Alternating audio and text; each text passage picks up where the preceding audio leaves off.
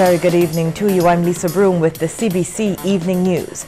In our top story tonight, the International Monetary Fund is predicting the Barbados economy will grow by 1.7% this year. The information is contained in its Global Economic Prospects report. Panama will again lead growth in Latin America and the Caribbean, with rates estimated at 5.8% this year and 6.1% the next. Trinidad and Tobago's economy is projected to grow by 0.3% in 2017. Growth is expected to continue for Barbados in 2018, with the IMF projecting growth of 1.8%. Now, overall, the IMF has raised its outlook for global growth, citing a post-election surge in confidence in the United States, better prospects in large emerging markets, and an uptick in global trade. In a story carried by the Associated Press, IMF economic counselor Maurice Obstfeld says they are predicting growth of 3.5% this year in the world economy.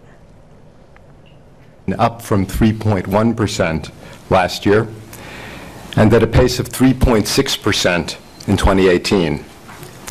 Acceleration will be broad-based across advanced, emerging, and low-income economies, building on gains we have seen in both manufacturing and trade.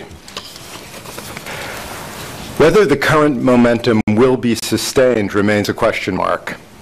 There are clearly upside possibilities. Consumer and business confidence in advanced economies could rise further, though confidence indicators are already at elevated levels, relatively speaking. On the other hand, the world economy still faces headwinds. The distinct set of threats comes from the growth in advanced economies of domestic political movements skeptical of international economic integration. A near $2 million investment in alternative energy for ice cream manufacturer Baico has started to pay off. And while the Harbour Road company is happy the investment is going as projected, they're much more excited about the long-term gains that will be made. A pilot project in photovoltaics started 10 years ago now powers about 9% of Baico's operations. That first installment of a 9-kilowatt PV system was increased to a 180-kilowatt hybrid system in 2014. And last year, they added another 140-kilowatt system to operate the Harbour cold storage. In total, we anticipate this will provide about 20%. 16 to 20% of our energy needs, right? Remember, the PV system only operates for 12 hours. So while it's large in terms of our base load, it's still, in terms of our total consumption, it's a little less, about 20% of our total energy consumption. Once it's fully connected and operated, right now we've installed the PV system. If we don't have it completely connected, we are waiting some a few equipment to be installed to have that fully connected and operational. Combined, that cost about $1.9 million, $700,000 for the 2014 installation, and another $1.2 million last year. But what savings are they seeing? I would say we're saving about $15,000–20,000 a month. Yeah, but it varies, of course, because the savings is dependent on the, of course, the fuel costs and the current energy costs. So right now, although you have a fixed rate, with the renewable energy rider agreement from Light and Power, right? Of course, the savings is dependent on the cost of energy at the time. As you know, fuel prices have been lower in recent times. It's now increasing. So, but when we first installed it, and over an average, we have about, I would say, $10,000 to $15,000 a month in energy savings, and with the new system that is expected to double. And within the next 8 years, the system will have started to pay for itself, leaving gains as pure profits. The ice cream manufacturer also made the switch to electric vehicles.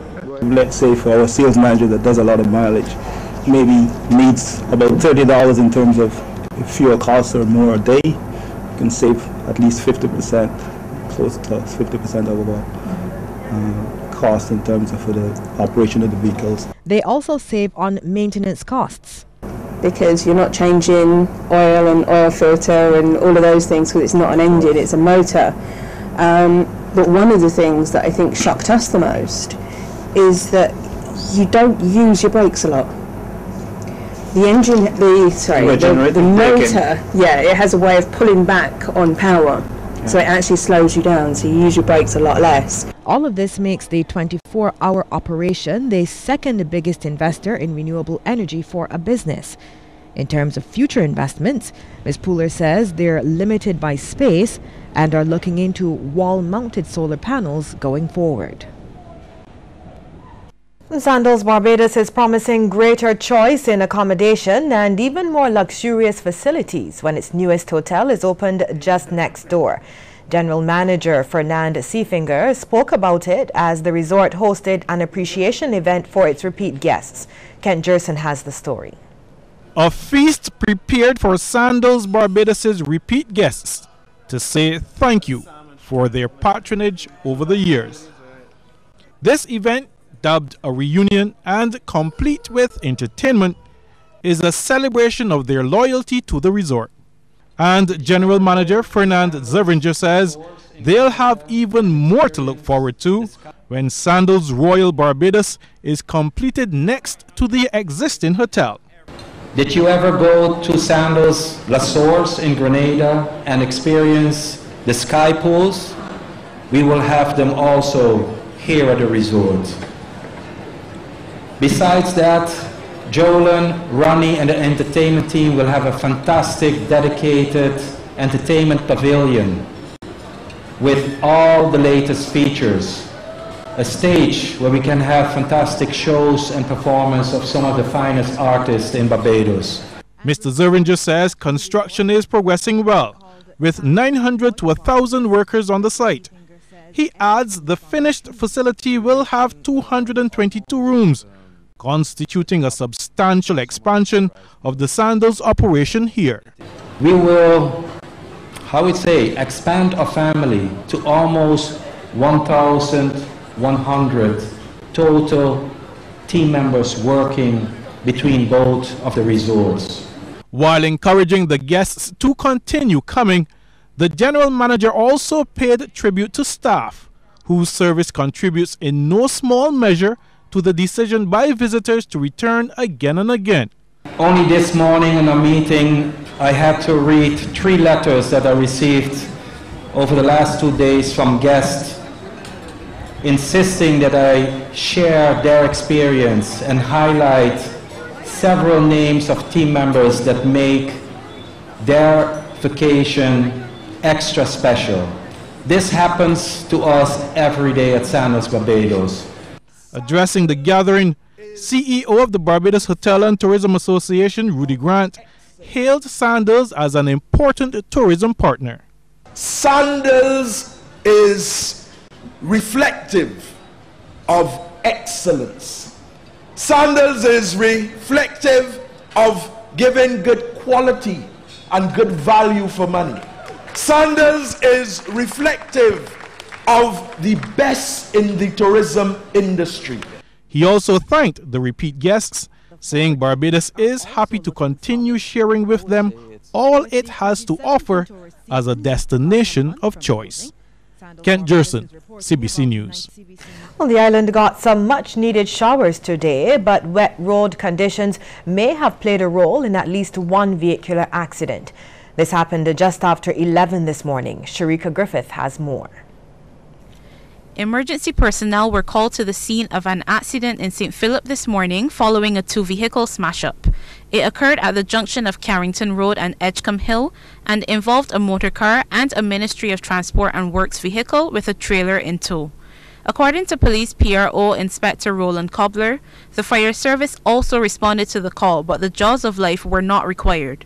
2 fire tenders, 6 fire officers under the command of Station Officer Denton Foster.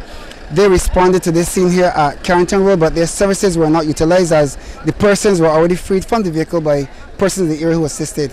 However, the driver of the motor car, 23-year-old Abu Bakr Havlavala of Passage Road, St. Michael, had to be taken to hospital by ambulance to be treated for injuries to his nose and chest, while the driver of the truck, 57-year-old Vincent Chase of Redland, St. George, opted to seek private medical attention after complaining for pain to his head and back.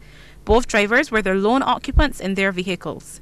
Inspector Cobbler is also reminding drivers to exercise extra care as the wet conditions of the road may have played a part in the accident. For drivers using the roadways, that their driving must coincide with the road conditions at the time. So you can see the rain had fallen at this end, so there is a possibility, but until we can conduct investigations, we'll be able to determine the cause of this accident. Traffic had to be diverted as the road was impassable.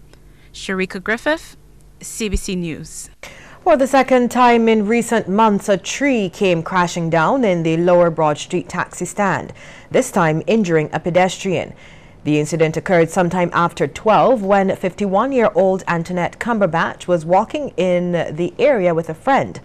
According to police, Cumberbatch of Long Yap, Spooners Hill, St. Michael, was struck in the head by a branch when the tree fell suddenly. She was taken to the Queen Elizabeth Hospital suffering from an injury to her head. She is reportedly in stable condition. Without mentioning his name, Commerce Minister Donville Innes has publicly admonished the stance of lawyer David Comishong to challenge the construction of the Hyatt Hotel in the city. Last month, the president of the Clement Payne movement took the matter to court, objecting to the permission given by Prime Minister Fundle Stewart to begin construction of the proposed 15-story hotel on Bay Street. While speaking to the media today, Mr. Innes supported government's decision, making the process concerning the hotel. The application would have gone through all of the established processes in law and based on regulations and practice and procedures, would have been examined by some of the most competent technocrats in the public sector in Barbados and others, I believe, would have had the minister responsible take his time and examine any matters that came before him, and then make an informed decision after an extended period of time, and then to have a highly paid attorney at law who is very comfortable with his own financial well-being go to the British Court to block this project from going forth. Well, Minister Innes says the registering of the fixed date claim forms and supporting affidavits at the Supreme Court sends a negative message to the international community. Quite frankly, I have had enough of the foolishness. There are just too many individuals who are trying to block this country. And you know, maybe it's for political reasons. And there will be an election. We have to have an election. We are closer to election than we were perhaps 4 years ago. So there's some individuals who will not miss an opportunity to champion their selfish political cause. I normally don't bother about these things, but when you seek to damage your reputation in the country that my children have to grow up in, and my nieces and nephews and my constituents, I cry shame on you. There's more news after this break.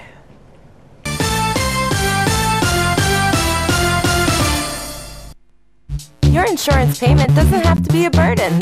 At Beacon, we're happy to help finance your premium and spread your payments over 9 months so that it's easier to manage. Call 436-6200 or log on to beacon.co.tt. Hello friends, this is Jeff Shepard inviting you to join us every Thursday from 6 to 7 on QFM for Nichols Bacon Inc. Manor. Always fresh.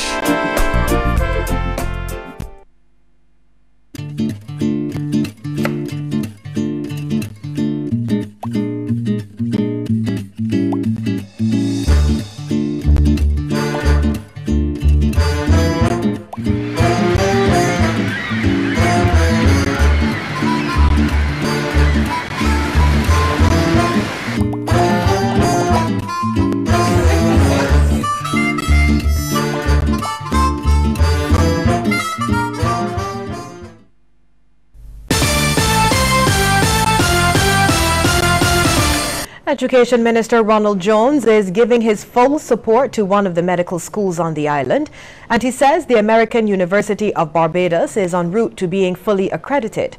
Mr. Jones was speaking to the media just before a tour of the tertiary institution at Wildy this afternoon. Lisa Lord reports. Education Minister Ronald Jones has every confidence in the American University of Barbados School of Medicine, and he's very impressed with the quality of education being offered. He says while some may see it as an offshore facility, it is a Barbadian institution. This is on land, this is in Barbados, albeit the resources being used are the resources of external partners of Barbados. Persons from India who have established this school here in Barbados. Now, there has been talk about whether the school has been accredited. Minister Jones says the process can only fully start once the first original cohort of students graduates, which is set for September-October this year. While the AUB is fully registered by the Barbados Accreditation Council, its accreditation must come through the Caribbean Accreditation Authority for Education in Medicine and other health professions. Final piece of correspondence I share with you is that the AUB, School of Medicine, has fully committed itself to the process, and I was pleased to write to both AUB and to our own Ministry of Finance, notifying them that they have so far satisfied all of what we've asked them to do as they move towards that institutional accreditation. Just to note, of course, accreditation is a voluntary process. It's not a coercive process. It's a voluntary process, and people go through accreditation as a means of ensuring that the scrutiny of the world can come out of the institution and they can pass with flying colors.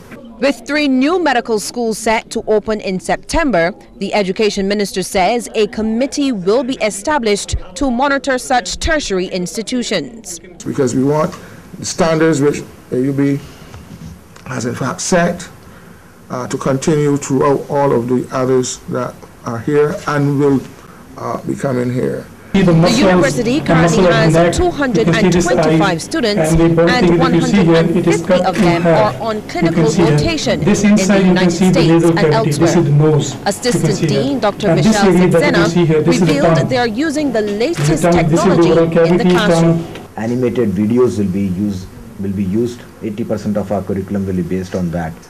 Instead of the traditional PowerPoint lectures, we will be teaching the medical students the live way, the animated way, the animated videos way. So it is more of an audio-visual kind of a teaching rather than just the visual teaching. The students are more oriented, more focused, more interested in the lectures, and it becomes easier for them to understand the intricacies of the medical system. The university officially purchased the former BET complex at Wildy on December 1st last year. There are plans for further expansion with the construction of an on-site 200-bed facility and halls of residence. The university is aiming to attract 2,000 students worldwide over the next 5 years. Lisa Lord, CBC News. We apologize for some of the audio in that extract. Education officials are being accused of failing to involve teachers in key decision-making. That's according to President of the Barbados Union of Teachers, Pedro Shepherd. He was speaking during the BUT's annual general conference at the Almond Bay Resort yesterday. In the last 5 to 6 years, there's been no effort to engage the stakeholders in education on any topic. What has been happening is that the Ministry of Education will send you a letter, as they did with the Teacher Service Commission, and ask you whether you support one or not. Or they will send you the draft of the use of technology policy in schools and ask you to comment. Despite this, the BUT president has proposed a sit-down with government on Teachers' Professional Day in October. And again, the Barbados Union of Teachers is once again calling for a national dialogue on education in Barbados. We have been slipping down a slippery slope, and all of us must be concerned, including our political directorate, who ought to shape policy. Let us use Teacher Professional Day 2017 and 18 effectively and differently. include a second day for a two-day national discussion on education. We need help now. That's the plea coming from residents of some avenues in Alkins Land, Eagle Hall, St. Michael. They want relief from several environmental hazards such as mosquitoes, rats, and an overflowing 40-foot drainage well. Outspoken resident Paul Rollins of 2nd Avenue said he made contact with health officials who are investigating the matter. Inspectors from the Brantford Tate Polyclinic visited the district while we were there, but they declined to comment. However, Mr. Rollins wants more action. I really want to see the well clean. I really want to see the water pump off of the well, and I want to see the well clean. We done had this problem, and this problem occurred because of the negligence of the people in authority to come and clean the well. I contact them. They tell me that they have no well contract. They also tell me that the truck to pump the water off the well is in the mechanic shop. That means that they only have one truck to pump water off of all the government wells. A doctor at the forefront of the fight against non-communicable diseases is supporting a proposal for the tax on sweet drinks to be increased. This is according to head of the Healthy Caribbean Coalition, Sir Trevor Hassell. Late last year, Health Minister John Boyce revealed plans for a review of the government's 10% tax on sugary beverages to about 20%. He indicated the tax was not having the desired impact. Sir Trevor says an increase would serve as a deterrent. There is a lot of good international evidence now that says that that one needs to impose a tax of at least 20% on sugar-sweetened beverages to achieve the objective we're looking for.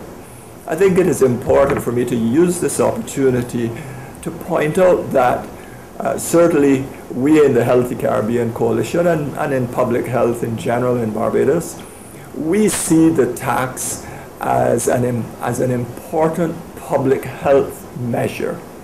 An important public health measure that needs to be applied.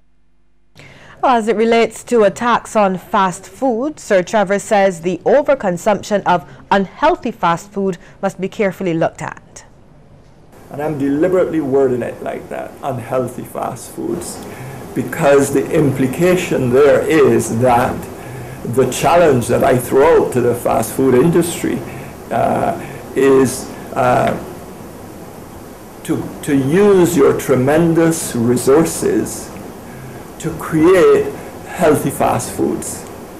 And if you can do that, then I think we would all be able to sit around a table and agree that this is a direction that we can go in to support, if you will, the fast food industry. Well, Sir Trevor was speaking during the signing of a memorandum of understanding between the coalition and the University of the West Indies Open Campus. Principal Dr. Luz Longsworth says there is a direct link between health and education, and they're pleased to be partnering with the coalition for the next 3 years. Our primary aims in collaborating are three. Firstly, to develop a joint program of agreed work, and Sir Trevor and the team and our team are working on that program, to assist the HCC with the development of and delivery of online and face-to-face training throughout the region, and to serve as a hub for capacity building of human resources and a platform to further educate on socio-economic and health issues. The chairman of the Caribbean Dental Program says it should be mandatory for dentists in Barbados to undergo continuing education in order to be able to practice here. And Dr. Victor Eastman is disappointed this has not yet been legislated. But despite the delay, he remains confident it will happen. Practitioners should attend a limited number of continuing education hours to maintain the profession's highest standards and quality of work. I know from a recent meeting with the Minister of Health that he is also of like mind with the Minister of Labor and with the head of TVET. I believe that continuing education should be a part of our lifelong continuum of learning within our profession. This requirement is also universal. Dr. Eastman was speaking at the Caribbean Dental Program Conference at the Accra Beach Resort last night. He indicated that he is also disappointed many local dentists are not supporting the Dental Association, something he says needs to be changed. I would like to see more support being given by our local dentists to our national body, because we have much to do. And remember that unity is strength. And I remember when I worked on London Transport, when I first went to England, that I had to join the union to be a part of the working group there. And I learned a lot about unions, and unions have their part to play too. I noticed that the Barbados Association of Medical Practitioners consider themselves a union, but we don't at this point of time. And maybe it is something that we should be looking at. After the break, we'll take a look at stories making headlines across our region.